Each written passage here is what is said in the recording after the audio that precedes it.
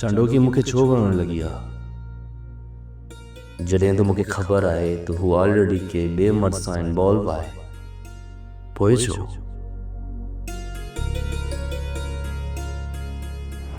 तव्हां मूंखां ज़र अली जे बारे में छा ॼाणण था चाहियो मिस्टर शामी?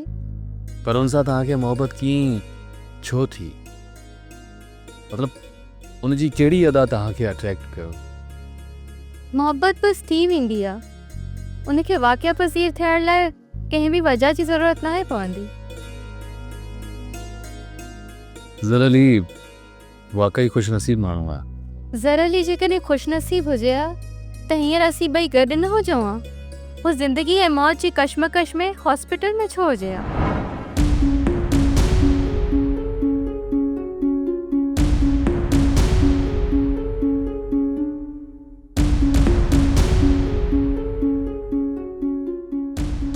शमीर, छा ॻाल्हि आहे? लॻे थो त कंहिं गहरी सोच में गुम आहीं। आंटी, मां मोहब्बत जे बारे में पियो सोचां। कंहिंसां मोहबत करण लॻो आहीं? मूंखे बि त ॿुधा त उहा ख़ुशनसीब छोकिरी केरु आहे, किथां जी आहे, केरु आहे ऐं हुनजो नालो छा आहे? चांडोकी। चांडोकी? ना आंटी, मूंखे चांडोकी सां मोहब्बत न आहे, बल्कि मां चांडोकी जे मोहब्बत जे बारे में सोचे रहियो हुअसि। सुभाणे जेकॾहिं ज़र अली एक्सपायर थी थो वञे त चांडोकी जो छा थींदो?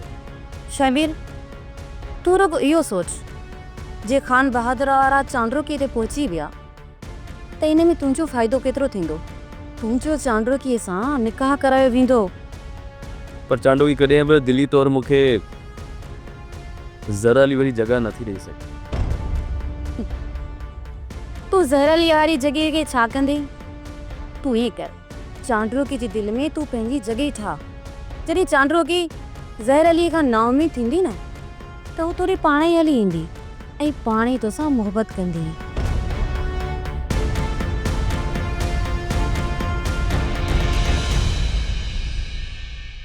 सब्सक्राइब कयो असांजो official YouTube channel Sindh TV HD drama ऐं वधीक अपडेट लाइ बेल आइकन खे क्लिक करियो।